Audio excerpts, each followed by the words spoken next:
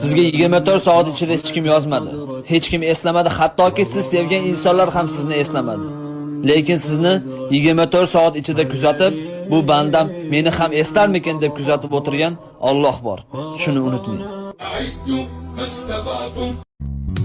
Xudo bersa, shukr qilgin ey inson. Sinov kelsa, sabr qilgin ey inson. Bir kun yaxshi, bir kun yomon o'tgaychoq.